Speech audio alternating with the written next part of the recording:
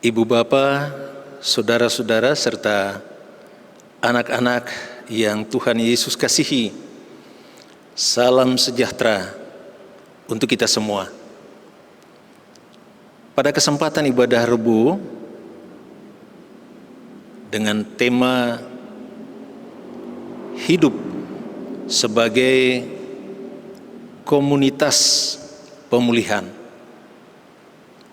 saya akan awali dengan mengantar kita mundur jauh ke belakang, kurang lebih 132 tahun di Suria, Damaskus. Ada dua orang difabel yang berbeda agamanya, berbeda kondisi fisiknya, tetapi mereka punya latar belakang yang sama, yaitu berasal dari keluarga yatim piatu. Ibu bapak, saudara serta anak-anak kekasih,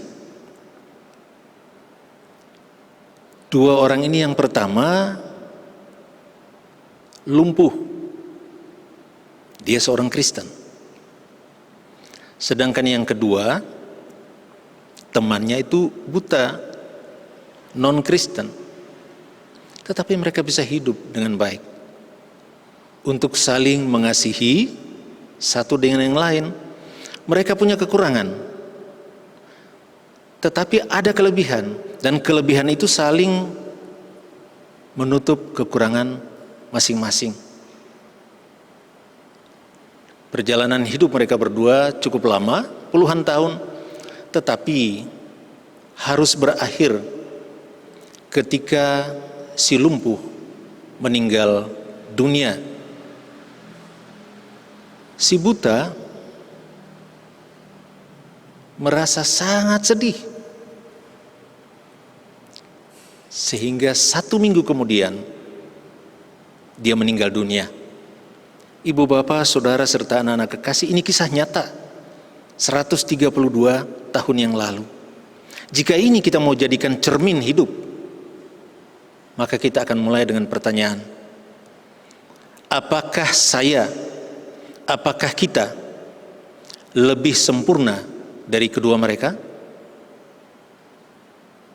Mereka punya kekurangan, tetapi saling menutup kekurangan, sehingga yang terjadi adalah bukan keluhan, tetapi kemuliaan bagi nama Tuhan. Saya kembali kepada pertanyaan kita, apakah kita lebih sempurna dari mereka? Mungkin jawaban kita akan beragam, tetapi perlu kita ingat bahwa yang namanya manusia terdiri dari jasmani dan rohani. Mungkin saja jasmani kita baik.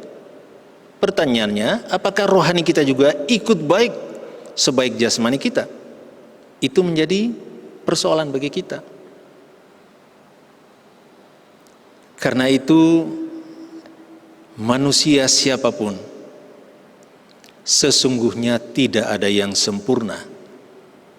Siapapun dia. Dan kesempurnaan itu sesungguhnya sudah hilang ketika manusia jatuh di dalam dosa. Manusia saling membutuhkan satu dengan yang lain, karena Tuhan memberikan kelebihan kepada seseorang, tetapi dalam dirinya juga ada kekurangan. Benar apa yang dikatakan oleh pengkhotbah 6 ayat 9 dan 10, Salomo mengatakan bahwa memang lebih baik berdua daripada seorang diri. Karena ketika yang satu jatuh, yang lain bisa mengangkatnya.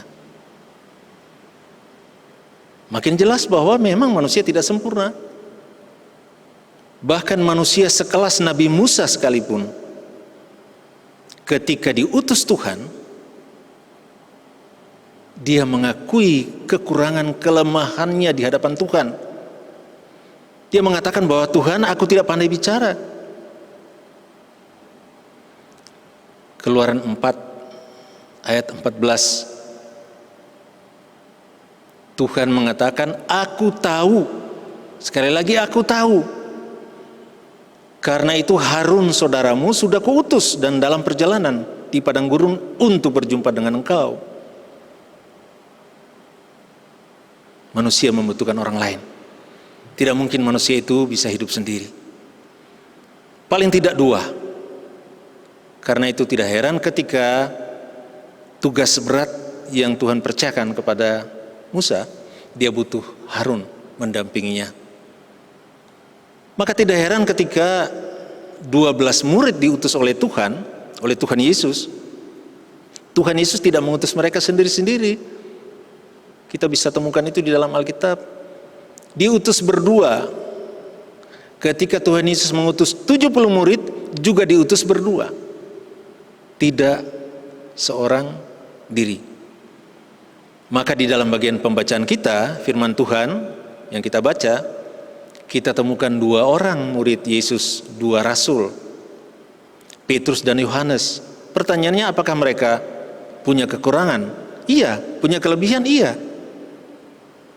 Kita sendiri bisa tahu bagaimana seorang Petrus ketika pertama kali berjumpa dengan Tuhan Yesus. Petrus yang nama aslinya adalah Simeon atau Simon, Tuhan Yesus mengatakan bahwa Simon, engkau akan dinamakan Kefas atau Petrus, yang artinya batu karang. Nah, Petrus dengan gayanya mengaku berani menyerahkan nyawanya untuk Tuhan. Tetapi apa yang terjadi ketika penangkapan? Lalu orang mengetahui bahwa dia adalah murid Yesus, dia mengatakan, aku tidak mengenal dia. Mengaku mau menyerahkan nyawa, tapi kenyataannya seperti itu. Itu adalah seorang Petrus. Dia punya kelebihan, dia juga punya kekurangan. Luar biasa untuk dari Simeon menjadi Petrus atau Kefas, butuh waktu 3 tahun, nggak main-main itu. Butuh waktu 3 tahun untuk menjadi seorang Petrus seperti yang Tuhan Yesus inginkan. Dan memang dia buktikan bahwa dia adalah batu karang. Saat dia dihukum untuk disalibkan, Petrus meminta jangan samakan dirinya dengan Yesus karena Yesus terlalu mulia. Dia minta disalibkan, kepala berada di bawah, kaki di atas, untuk menunjukkan ketidaklayakannya di hadapan Tuhan, untuk menunjukkan kesetiaannya kepada Tuhan. Bagaimana dengan Yohanes? Yohanes memang adalah murid Yesus, murid yang dikasihi Yesus. Makanya selalu posisinya ada di sebelah kanan ketika duduk di meja perjamuan. Kalau kita lihat foto atau gambar-gambar yang sudah beredar itu, posisi Yohanes selalu ada di situ, karena dia disebut sebagai murid yang sangat dikasihi oleh Tuhan Yesus. Dia tahu dan dia mengenal sangat baik, sangat dekat dengan Tuhan Yesus. Ketika kebangkitan Tuhan Yesus, lalu Tuhan Yesus menampakkan dirinya untuk ketiga kalinya, Tuhan Yesus berada di pantai dan para murid berada di laut, semalam-malaman mereka tidak dapat ikan. Lalu Tuhan Yesus menyapa mereka. Tidak ada yang mengenal. Petrus pun tidak mengenal. Yohanes mengatakan, itu adalah guru, itu adalah Yesus. Dia yang mengenal Yesus dengan baik. Petrus, Alkitab menyaksikan, karena tidak berpakaian, dia melompat lalu mengenakan pakaiannya. Ada kelebihan, ada kekurangan. 2 orang ini dipakai Tuhan. Untuk apa? Untuk melayani dan bersaksi. Bekal yang diberikan oleh Tuhan Yesus, Markus menyaksikan bahwa Tuhan Yesus memberikan mereka kuasa. Kuasa untuk apa? Kuasa untuk mengusir setan. Kuasa untuk memegang ular yang berbisa sekalipun. Ketika mereka digigit atau dipatuk ular, mereka tidak mati. Minum racun pun tidak mati. Bahkan kuasa untuk meletakkan tangan pada tubuh orang yang sakit, maka orang sakit itu sembuh. Itu adalah bekal, bukan emas dan perak. Sehingga ketika 2 orang yang Tuhan Yesus utus, Petrus dan Yohanes, mereka akan berdoa di Bait Allah. Mereka berjumpa dengan seorang laki-laki yang lumpuh sejak lahir. Kalau dia masih muda, Alkitab mengatakan seorang pemuda. Tetapi ini dikatakan laki-laki, berarti dia dewasa. Mungkin usianya di atas 30-an tahun. Dalam kondisi lumpuh, tidak berdaya, tergerak hati Petrus dan Yohanes. Lalu Petrus mengatakan kepada si lumpuh, pertama, lihatlah kepada kami. Lihatlah kepada kami. Petrus minta, Yohanes minta, supaya si lumpuh ini mengarahkan perhatiannya penuh. Di balik itu, Petrus dan Yohanes bisa melihat bagaimana sesungguhnya perasaan dari orang ini. Kalau hanya minta untuk melihat, itu bukan kebutuhan dari si lumpuh. Petrus mengatakan yang kedua, emas dan perak tidak ada pada kami atau padaku. Orang lumpuh itu juga tidak butuh emas dan perak. Yang dia butuh selama ini adalah uang. Dalam Alkitab menggunakan kata sedekah. Yang dia butuh adalah uang, bukan emas dan perak. Sehingga sesungguhnya membingungkan si buta, si lumpuh ini. Yang ketiga, dalam nama Tuhan Yesus orang Nazaret. Laki-laki yang lumpuh ini adalah orang Nazaret. Dan kita tahu bahwa Tuhan Yesus pernah ditolak di Nazaret. Sampai-sampai Tuhan Yesus mengatakan, memang seorang nabi tidak akan dihargai di tempatnya sendiri. Bagi si lumpuh, laki-laki yang lumpuh ini, apa arti Yesus orang Nazaret itu bagi dirinya? Yang berikut, Petrus mengatakan bahwa berdiri dan berjalan. Mungkinkah puluhan tahun, katakanlah 30 tahun tidak bisa berjalan, lalu tiba-tiba disuruh untuk berdiri dan berjalan? Bagi laki-laki yang lumpuh ini sesuatu yang susah untuk diterima dengan akal sehat. Dia tidak butuh itu sebenarnya, karena dia tahu tidak mungkin. Mengapa? Karena pemahaman Yahudi bahwa orang yang sakit, apalagi yang lumpuh, itu akibat dosa. Tuhan menghukum. Maka untuk memulihkan bukan manusia, tetapi Tuhan. Makanya bagi orang lumpuh ini sesuatu yang sesungguhnya dia tidak butuhkan. Petrus dan Yohanes tahu. Karena itu Petrus mendekati laki-laki yang lumpuh ini, memegang tangan kanannya, lalu membantu dia untuk berdiri. Dan memang Alkitab katakan bagian-bagian kakinya itu menjadi kuat. Ternyata dia tidak hanya berdiri, tetapi dia juga berjalan sambil memuliakan Allah. Itu sesuatu yang luar biasa, paduan antara dua orang ini, masing-masing punya kekurangan, masing-masing punya kelebihan, tetapi mereka saling menguatkan satu dengan lain. Mulai dari mereka sendiri, memulihkan dulu diri, kuatkan iman percaya, baru menolong orang lain, memulihkan kondisi dari laki-laki yang lumpuh. Petrus dan Yohanes memberikan yang tepat, karena selama ini banyak orang memberikan uang dan uang.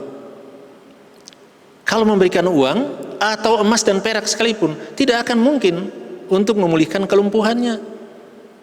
Karena itu laki-laki yang lumpuh ini sangat bersukacita dan memuliakan Allah. Karena sesungguhnya apa yang dia rindukan sudah terjawab, sudah terpenuhi. Nah, ibu bapak, saudara-saudara dan anak-anak kekasih, Petrus dan Yohanes bisa untuk melakukan itu. Itu semata karena kuasa Tuhan Yesus Kristus. Makanya ketika untuk menyembuhkan, Petrus mengatakan dalam nama Tuhan Yesus, orang Nazaret itu. Petrus sangat yakin bahwa nama Tuhan itu punya kuasa. Maka ketika orang-orang yang ada di sekitar si lumpuh pada saat disembuhkan, mereka bingung. Mereka punya pemikiran yang sama. Lumpuh itu akibat dosa. Siapa yang memberikan dia hukuman? Tuhan. Siapa yang bisa menyembuhkan? Ya Tuhan. Makanya mereka bingung. Mereka juga hanya gunakan akal pikiran mereka. Lalu Petrus dan Yohanes mencoba untuk memulihkan akal pikiran mereka, membuka kesempatan iman percaya mereka. Mau percaya atau tidak? Petrus dan Yohanes mengatakan, bukan kami, bukan karena kesalehan kami, bukan karena kuasa diri kami sendiri yang berasal dari diri kami, bukan, tetapi semata karena kuasa di dalam nama Tuhan Yesus Kristus. Luar biasa. Petrus, Yohanes, dan si lumpuh sudah membuktikan kepada orang pada zaman itu, dan juga memang untuk kita semua dalam pengalaman hidup kita, bahwa dalam nama Yesus ada kuasa yang luar biasa yang mampu untuk memulihkan berbagai kelumpuhan. Pertanyaannya, fisik saya baik kok, apa yang mau dipulihkan? Tadi sudah saya singgung, ada dua, jasmani dan rohani. Mungkin jasmani kita baik, tapi rohani kita mungkin kurang baik. Dengan situasi kondisi yang ada saat ini, banyak terjadi kelumpuhan di berbagai segi kehidupan manusia. Kita ambil saja dalam kehidupan keluarga kita, karena ini adalah ibadah keluarga. Kelumpuhan bisa terjadi karena ego, sifat egois, merasa diri paling baik dalam keluarga. Itu bahaya. Dan itu sudah terjadi kelumpuhan. Sementara Tuhan Yesus mengutus Petrus dan Yohanes yang adalah murid, juga mengutus kita semua sebagai murid Tuhan Yesus, baik di tengah-tengah keluarga, di tengah-tengah masyarakat, di tengah-tengah lapangan pekerjaan, di tengah-tengah pergaulan. Kita adalah utusan Tuhan. Untuk apa? Memulihkan kelumpuhan. Kalau kita sendiri sudah punya sifat egois, bagaimana kita bisa memulihkan orang lain? Lumpuh dalam berkomunikasi bisa terjadi karena rasa dendam, benci. Orang tidak mau lagi berbicara dengan sesamanya, bahkan anggota keluarga. Dan itu bisa terjadi sampai meninggal. Itu kelumpuhan. Kita hadir di tengah-tengah keluarga untuk memulihkan itu. Ketika sakit penyakit membuat seseorang menjadi lumpuh untuk berdoa, dia berdoa asal berdoa saja. Kita hadir untuk memulihkan, memberikan kekuatan, kemampuan. Menggunakan apa? Nama Yesus, menguatkan iman percayanya bahwa dalam nama Yesus pasti dia mampu untuk menyelesaikan persoalan yang dia hadapi. Masalah pekerjaan, masalah ekonomi, masa depan anak-anak, itu menjadi persoalan yang bisa melumpuhkan kita. Semangat kita untuk berjumpa dengan Tuhan menjadi berkurang. Bahkan sekarang beribadah pun orang asal-asal saja beribadah. Untung saja Tuhan memberikan kita kesempatan yang luar biasa. Sampai-sampai ada ilustrasi yang mengatakan bahwa iblis bersuara, iblis ada dalam kemenangan, menutup pintu gereja sehingga orang tidak bisa, bahkan jumlah yang datang ke gereja berkurang. Tetapi sebaliknya malaikat mengatakan, iblis, lihatlah bahwa gereja sekarang tidak hanya dipusatkan di satu tempat, tetapi gereja ada di mana-mana. Di setiap rumah ada gereja, ada ibadah, ada persekutuan.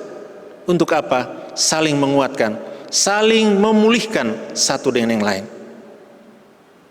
Karena itu jangan menjauhkan diri dari persekutuan. Persekutuan dengan siapa? Dengan Tuhan Yesus. Karena di luar Tuhan Yesus kita tidak bisa berbuat apa-apa. Persekutuan dengan siapa? Persekutuan dengan sesama yang seiman di dalam Tuhan Yesus.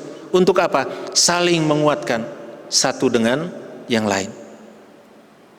Ibu bapak, saudara-saudara kekasih, khususnya anak-anak yang Tuhan Yesus kasihi. Kadang dalam kehidupan anak-anak pun bisa terjadi kelumpuhan. Lumpuh untuk apa? Untuk dengar-dengaran akan nasihat orang tua. Lumpuh untuk apa? Lumpuh untuk serius menyiapkan waktu untuk belajar. Karena begitu banyak gangguan yang menghambat anak untuk belajar. Lumpuh untuk apa? Untuk meraih harapan dan cita-cita. Firman Tuhan kali ini mengingatkan kita, jangan kita menjadi lumpuh, karena sesungguhnya kita sudah dikuatkan. Karena sesungguhnya Roh Kudus sudah Tuhan utus masuk dalam kehidupan kita. Tidak tahukah kamu bahwa tubuhmu adalah bait Roh Kudus? Roh Kudus ada dalam hidup dan kehidupan kita. Maka tugas dan tanggung jawab kita bukan lagi untuk dipulihkan, tetapi untuk memulihkan. Dan mulailah itu dalam kehidupan persekutuan keluarga. Kita adalah utusan-utusan Tuhan Yesus untuk memulihkan siapapun yang ada di sekitar kita yang mengalami kelumpuhan dalam berbagai segi. Kekuatan kita siapa? Dalam nama Tuhan Yesus. Ibu bapak, saudara dan anak-anak kekasih, ibadah ritual ini selesai. Akan selesai, sebentar lagi selesai. Tetapi ibadah aktual masih harus menjadi tanggung jawab kita. Setelah selesai ibadah ini, kita harus menerapkan kebenaran firman Tuhan itu. Karena itu andalkan kuasa Tuhan Yesus, tinggal di dalam Tuhan Yesus, beriman teguh kepada Tuhan Yesus, agar supaya kita bisa menjadi pemulih-pemulih yang baik untuk kemuliaan Tuhan. Selamat menjadi pemulih bagi hormat dan kemuliaan Tuhan. Tuhan Yesus memberkati kita semua. Amin.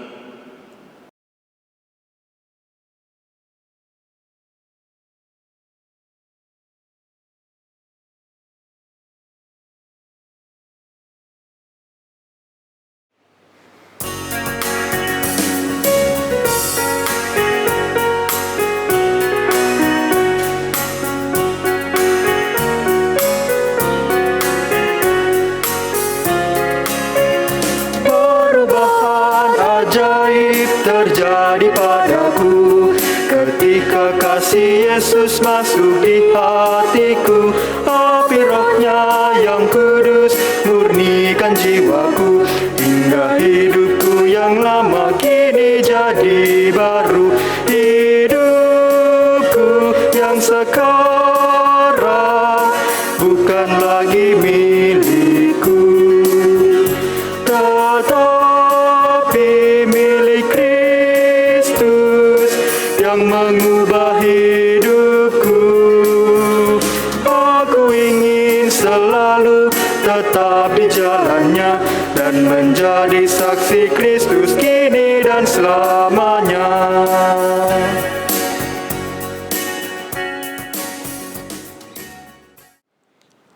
Ibu bapak, saudara-saudara dan anak-anak terkasih dalam Tuhan Yesus Kristus, mari kita siapkan hati, pikiran kita masuk dalam doa, kita berdoa. Bapa di sorga, kami butuh tuntunan Roh Kudus, supaya firman Tuhan yang baru saja kami dengar, tidak hanya kami mengerti, tetapi harus kami terapkan di dalam hidup beriman, di dalam hidup bersama dengan sesama, bahkan dimanapun Tuhan tempatkan kami. Berikan kami kekuatan, iman percaya yang teguh, supaya tugas tanggung jawab sebagai pemulih bagi hormat dan kemuliaan Tuhan dapat kami lakukan dengan baik, mulai dari tengah-tengah persekutuan harmonis di tengah-tengah keluarga kami, Terima kasih Bapa di sorga, kalau firman Tuhan boleh mengingatkan dan menguatkan kami, bahwa kami adalah utusan Tuhan yang sudah Tuhan Yesus utus di tengah-tengah kehidupan ini dengan kuasa yang Tuhan sudah titipkan kepada kami, sehingga kami dapat melakukan tugas tanggung jawab kami dalam nama Yesus untuk hormat dan kemuliaan Tuhan Yesus Kristus. Saat ini kami datang kepada Tuhan. Kami ingin mendoakan gereja Tuhan Bethesda Sidoarjo, hamba-hamba Tuhan dan keluarga, anggota jemaat dan keluarga, pelayanan-pelayanan yang direncanakan dan akan dilaksanakan. Tuhan Yesus berikan kami semua hikmat yang dari Tuhan, supaya apa yang sudah kami siapkan dapat kami lakukan bukan untuk kami, tetapi hanya untuk hormat dan kemuliaan Tuhan. Terima kasih Bapa di sorga untuk persekutuan-persekutuan yang terus boleh terpelihara di dalam Tuhan, keluarga-keluarga yang boleh beribadah, umat jemaat yang boleh beribadah di gereja, secara pribadi-pribadi yang bersekutu dengan Tuhan.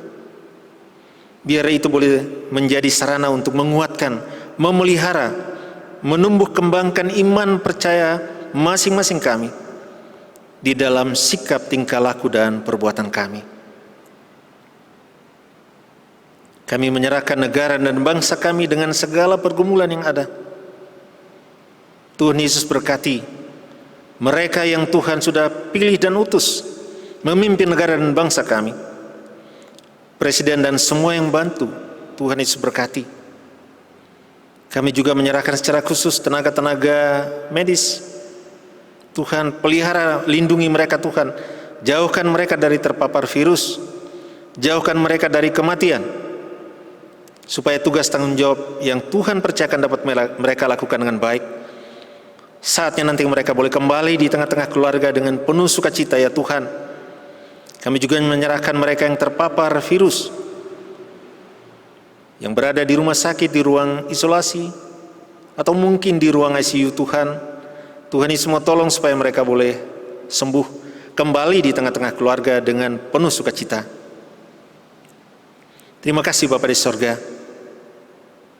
Secara khusus kami berdoa, Tuhan Yesus mau hibur mereka-mereka yang mengalami duka cita karena orang-orang yang mereka kasihi kembali ke pangkuan Bapa di sorga.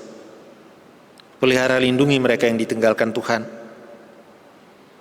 Kami juga berdoa untuk mereka yang sampai detik ini belum punya pekerjaan karena situasi kondisi saat ini. Tuhan Yesus buka jalan untuk mereka. Anak-anak kekasih kami yang sementara berusaha untuk meraih harapan dan cita-cita mereka di bangku pendidikan, berkati mereka semua Tuhan. Terima kasih Bapa. Kami juga berdoa secara khusus rencana untuk persidangan sinode. Tuhan Yesus tolong supaya sidang sinode GPIB ini yang akan dilaksanakan pada bulan Oktober dapat berjalan seturut dengan kehendak Tuhan. Dan mereka yang Tuhan pilih bukan karena manusia, tetapi semata karena kuasa dan rencana Tuhan. Terima kasih Bapa di sorga, kehidupan kami ke depan, hari-hari hidup kami. Kami tahu kami ada dalam kasih, pemeliharaan dan berkat Tuhan. Karena itu kami mau menjalani hari-hari hidup kami dengan tetap berpegang teguh kepada Kristus Yesus sebagai Tuhan dan pemelihara kehidupan kami. Terima kasih Bapa di sorga. Inilah doa permohonan dan ucapan syukur kami alaskan hanya di dalam nama Yesus Kristus Tuhan yang sudah mengajar kami berdoa. Bapa kami yang di sorga, dikuduskanlah namamu, datanglah kerajaanmu, jadilah kehendakmu di bumi seperti di sorga. Berikanlah kami pada hari ini makanan kami yang secukupnya, dan ampunilah kesalahan kami, seperti kami juga sudah mengampuni orang yang bersalah kepada kami, dan janganlah membawa kami ke dalam pencobaan, tetapi lepaskanlah kami daripada yang jahat.